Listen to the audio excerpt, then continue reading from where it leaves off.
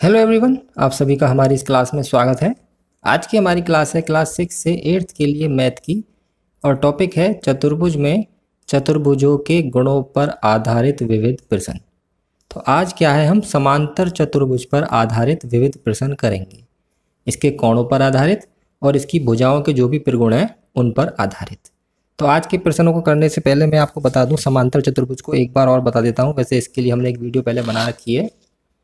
तो समांतर चतुर्भुज क्या होता है, इसके आमने सामने की भुजाएं बराबर होती हैं, कोण इसका 90 का नहीं होता है, विकर्ण इसके परस्पर समद्विभाजित करते हैं, हालांकि विकर्ण पर सवाल नहीं है, आमने सामने के कोण बराबर होते हैं, इसे यूज करेंगे आज हम, और एक ही भुजा पर बने कोणों का योगफल 180 अंश होता है। तो इन दो चीज़ों का यूज होगा, एक तो आमने सामने के कोण बराबर होते हैं और एक ही भुजा पर बने कोणों का योगफल 180 अंश होता है।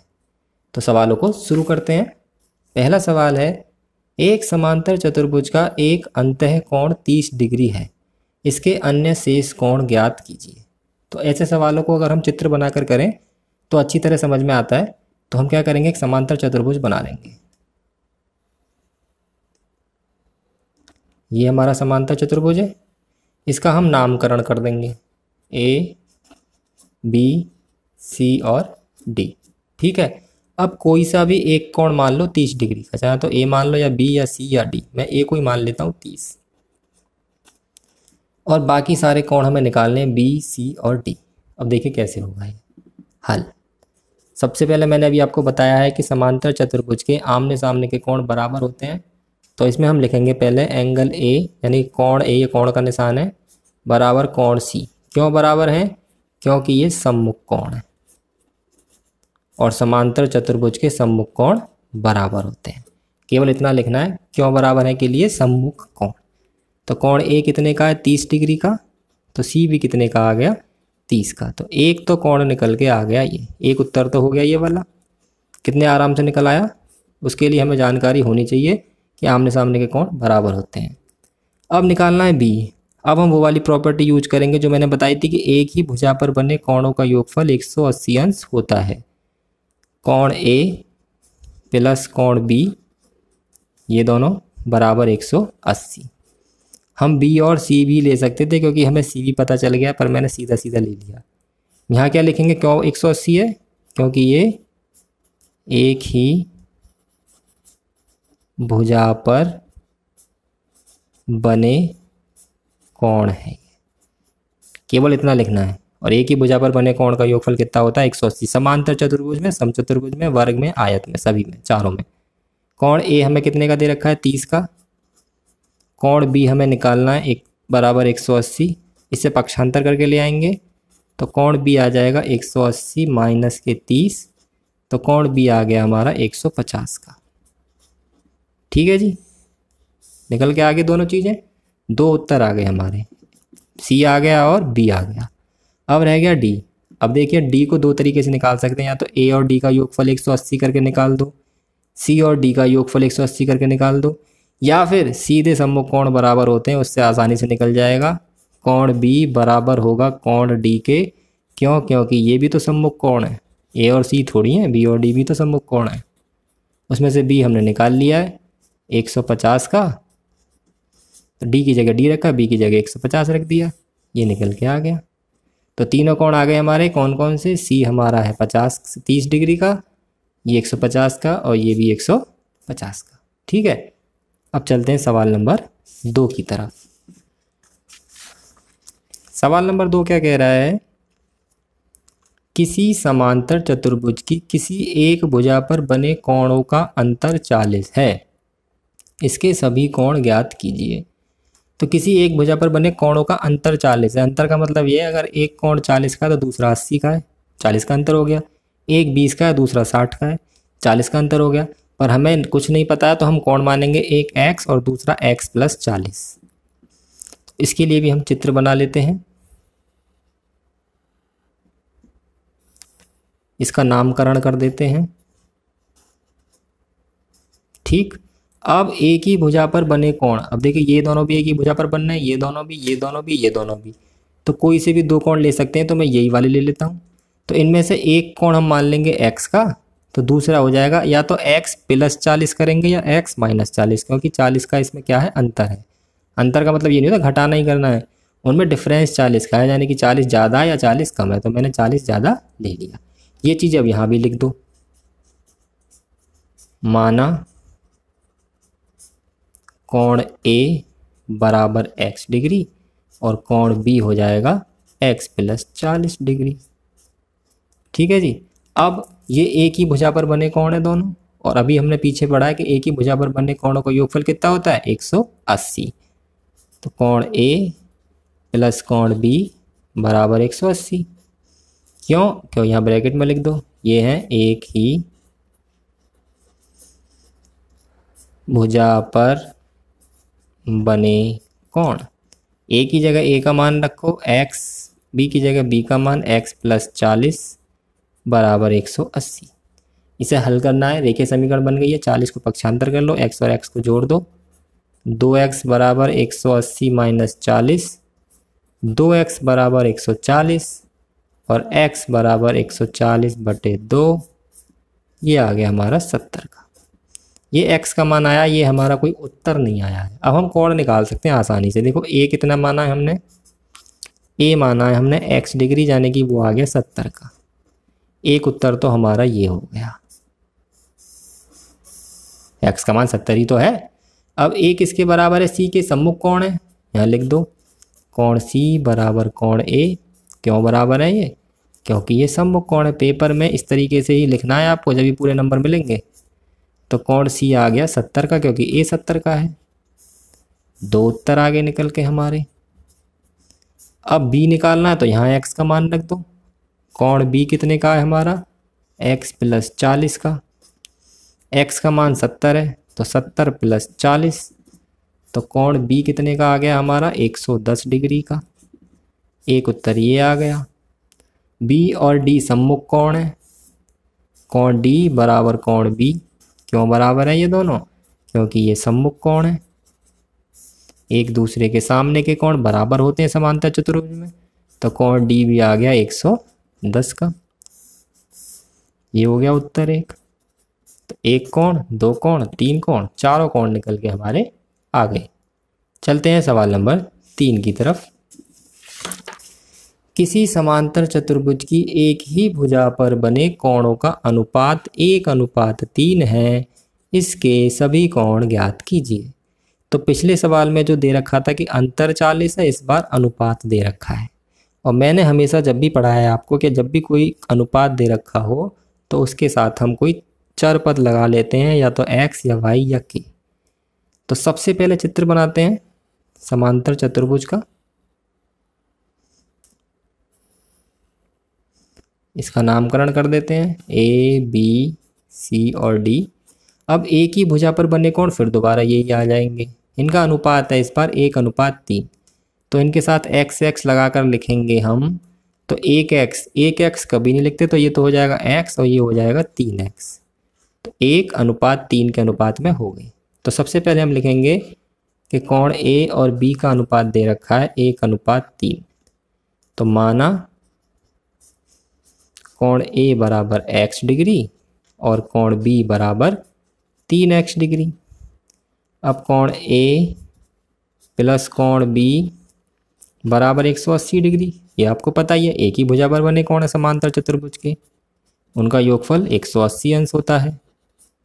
पीछे भी किया है, पहले सवाल में भी किया है, दूसरे में भी किया है। A और B के मान हम यहाँ पर रख देंगे। A का मान कितना है x, B का मान है 3x, जोड़ के हो जाएंगे दोनों 4x और 4 आ जाएगा इसके बटे में, तो x आ जाएगा 180 बटे 4। ये कट जाएगा इससे 45 बार, x आ गया 45। ठीक, इस मान को यहाँ पुट कर देंगे, यहाँ रख देंगे। कोण A कितने का है जी, x का, यानी कि 45 डिग्री A का मान आ गया। कोण B कितने का है जी, 3x का, यानी कि 3 गुणा 45, यानी कि कोण B आ गया 135 डिग्री। यहीं तो मान रखे हैं केवल A और B के। अब A और C बराबर है, क्योंकि सम्मुख कोण है, यहाँ लिख देंगे कोण A C बराबर कोण A। क्यों बराबर है ये, क्योंकि ये है सम्मुख कोण। तो कौन सी आ गया 45 डिग्री। उत्तर है ये भी एक उत्तर है और ये भी एक उत्तर है। रह कौन सा गया, डी रह गया। चलो इसे अलग तरीके से निकालते हैं, है ना। वैसे तो निकाल ही दोगे, सम्मुख कौन है ये बताइए ना। इसे अलग तरीके से निकालते हैं। ये एक चतुर्भुज भी तो है और चतुर्भुज के चारों कोणों का योगफल कितना होता है 180 अंश। उस वाली प्रॉपर्टी से निकालते हैं तो टीचर भी इम्प्रेस होगा आपका कि इस वाले बच्चे को सभी तरह के त्रिगुणों का ज्ञान है। ए की जगह ए का मान रखो 45, बी की जगह बी का रखो 135, सी की जगह सी का रखो 45 और डी की जगह हमें निकालना है बराबर 360। किसी भी चतुर्भुज के चारों कोणों का योगफल 360 होता है। उस वाली प्रॉपर्टी से निकाल रहे हैं, वरना सीधे सीधे भी निकाल सकते हैं। कोण डी बराबर कोण बी सम्मुख कोण। ये सारे जुड़ के हो जाएंगे हमारे 45 45 90 और 135 को जोड़ेंगे उसमें तो ये 90 प्लस 135। चलो एक बार ऐसे लिख देते हैं, प्लस डी बराबर 360। इन दोनों को जोड़ के पक्षांतर कर देंगे तो कोण डी बराबर आ जाएगा 360 माइनस ये होंगे 225 और घटा के आ जाएगा 135। तो उत्तर तो वही आना है, पर हम थोड़ा क्या है टीचर पर अपना इंप्रेशन भी दिखा सकते हैं कि हमें ये वाली प्रॉपर्टी का भी ज्ञान है। अब चलते हैं सवाल नंबर 4 की तरफ। सवाल नंबर 4 क्या कह रहा है, एक समांतर चतुर्भुज की दो संलग्न भुजाएं। अब आगे भुजाओं के प्रश्न। ठीक है, अब तक कोणों के थे, भुजाओं की बारी आएगी। भुजाओं की क्या प्रॉपर्टी है, इसमें आमने सामने एक भुजाएं बराबर होती हैं। एक समांतर चतुर्भुज की दो संलग्न भुजाएं क्रम से 6 सेंटीमीटर और 8 सेंटीमीटर है। चतुर्भुज का परिमाप ज्ञात कीजिए। तो सबसे पहले समांतर चतुर्भुज बना लेंगे। इसका नामकरण कर देंगे ए बी सी डी। अब इसमें तो संलग्न भुजाएं दे रखे, संलग्न कहते हैं जो आपस में जुड़ी हुई हों। तो मैं ये दोनों ही ले लेता हूँ। इसमें से छोटी वाली को 6 मान लेता हूँ, बड़ी वाली को मैं 8 मान लेता हूँ। ठीक है, परिमाप निकालना है। अब मैंने हमेशा आपको बताया किसी भी चीज़ का परिमाप निकालना हो, अगर उसका सूत्र पता ना हो तो उसकी चारों भुजाओं को जोड़ देते हैं। तो इसका परिमाप भी इसकी चारों भुजाओं के बराबर होगा। अब देखो ये दोनों भुजा तो क्या आता है, ये दोनों पता नहीं है। तो ये दोनों हमें कैसे पता चलेंगी, क्योंकि हमें पता है कि ये एक समांतर चतुर्भुज है, इसकी आमने सामने की भुजाएं बराबर होती हैं। तो ये 8 है तो ये भी कितनी हो जाएगी 8, और ये 6 है तो ये भी कितनी हो जाएगी 6। इस बात को यहाँ लिख दो। देखिए डी सी बराबर होगी ए बी के। क्यों बराबर होगी, यहाँ लिख दो ब्रैकेट में सम्मुख भुजाएं, जैसे पीछे सम्मुख कोण लिख रहे थे। सम्मुख भुजा बराबर होती है तो डी सी भी आ जाएगी 8 के। और इसी तरह से लिख देंगे बी सी बराबर होगी ए डी के, ये भी तो सम्मुख भुजा है।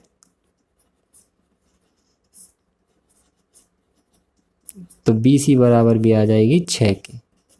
अब निकालना क्या है इसका परिमाप, और परिमाप होता है चारों भुजाओं का योग, यानी कि ए बी पहली भुजा है, बी सी दूसरी, सी डी तीसरी और डी ए कह लो या ए डी चौथी।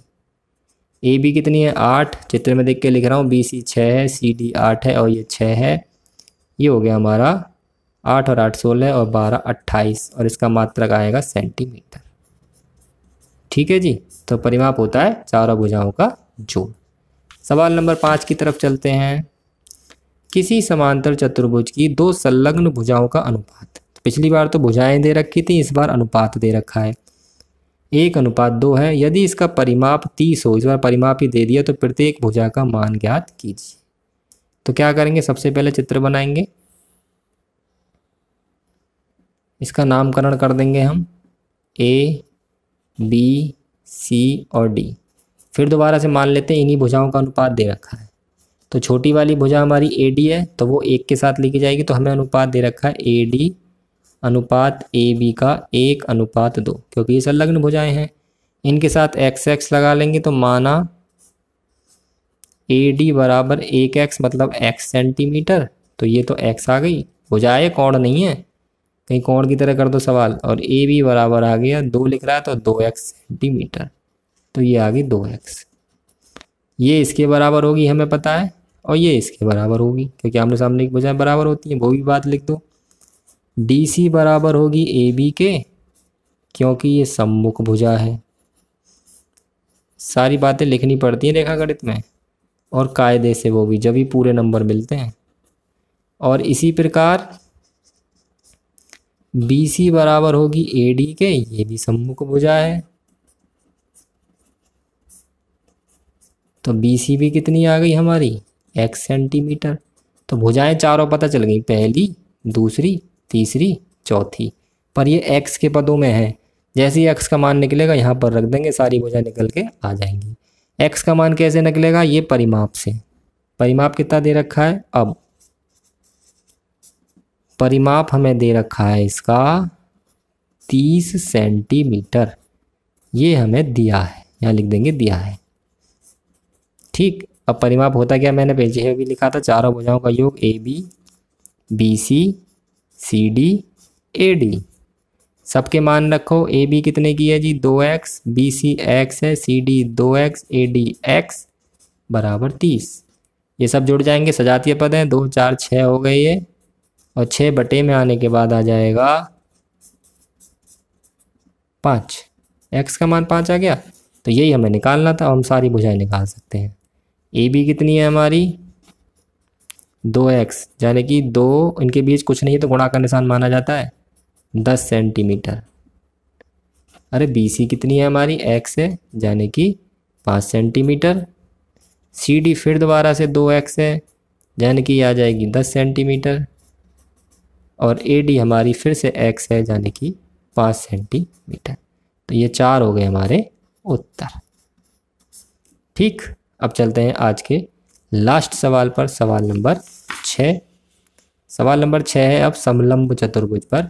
मैं आपको एक बार बताता हूँ, समलंब चतुर्भुज होता है जिसकी आमने सामने की भुजाएं, 2 भुजाएं समांतर होती हैं और बाकी 2 असमांतर होती हैं। कोण संबंधी प्रश्न है, चित्र में पी क्यू आर एस एक समलंब चतुर्भुज है, कोण पी और एस का मान बताइए, जबकि क्यू और आर का दे रखा है। तो देखिए ये दोनों भुजाएं इसकी समांतर हैं, दिख रही है ना, और ये दोनों असमांतर है। समांतर भुजा वही होती है जो आगे जाके कहीं भी एक दूसरे को नहीं काटती। इसकी जो प्रॉपर्टी होती है वो ये होती है कि इसमें जो समांतर भुजाओं से जो कोण बन रहे होते हैं उनका योगफल 180 अंश होता है। तो इन दोनों का योगफल 180 अंश होगा तो ये निकल के आ जाएगा, इन दोनों का योगफल 180 अंश होगा तो ये निकल के आ जाएगा। कोण R प्लस कोण S होगा 180 का, क्यों, क्योंकि ये असमांतर भुजा पर बने कोण हैं। समांतर भुजा पर जो कोण बन रहे हैं उनका जोड़ 180 अंश नहीं होगा, बल्कि जो असमांतर भुजा पर बन रहे हैं उनका जोड़ होगा 180। तो R हमें पता है 60 का, S हमें निकालना है बराबर 180, तो कोण S हो जाएगा 180 माइनस के 60, यानी कि आ गया 120 डिग्री का। ठीक है जी, अब और निकालना है, इसी तरह से इधर ले लेंगे, कोण P प्लस कोण Q बराबर 180, ये होगा असमांतर भुजा पर बने कोण। कोण P है निकालना, Q है 40 बराबर 180, तो कोण P आ जाएगा 180 माइनस 40, कोण P आ गया 140 डिग्री। तो ये 2 हमारे हो गए उत्तर। ये आपको याद रखना है कि असमांतर भुजा पर जो कोण बनेंगे उनका जोड़ 180 अंश होगा समलंब चतुर्भुज में। ठीक है, तो आज की वीडियो में हमने आपको समांतर चतुर्भुज से रिलेटेड सवाल करवाए हैं, एक सवाल समलंब चतुर्भुज से करवाया है। उम्मीद है आपको प्रश्न समझ में आए होंगे। अगर आपको ये वीडियो अच्छी लगी है तो वीडियो को लाइक कर दीजिए, शेयर कर दीजिए, और अगर अभी भी आपको कोई सवाल समझ में नहीं आया है, किसी सवाल में कोई प्रॉब्लम है, तो आप हमें कमेंट कर कर बताइए, हम उस समस्या को सुलझाने का प्रयास जरूर करेंगे। आपकी पढ़ाई में कोई दिक्कत नहीं आनी चाहिए। और अभी तक अगर आपने हमारा चैनल सब्सक्राइब नहीं किया है तो हमारे चैनल को सब्सक्राइब जरूर कर दें, क्योंकि हमारे चैनल पर रोज़ाना गणित की एक वीडियो ज़रूर अपलोड होती है, कभी कभी 2 भी हो जाती हैं, और वो सब आपकी पढ़ाई के लिए होती हैं। ठीक है, और सब्सक्राइब करने के बाद बेल आइकन को भी ज़रूर दबा देना, क्योंकि वीडियो आएगी तो पता तो उसी से चलेगा जब बेल आइकन आप दबा दोगे। आज की वीडियो यहीं ख़त्म होती है। वीडियो देखने के लिए बहुत बहुत धन्यवाद।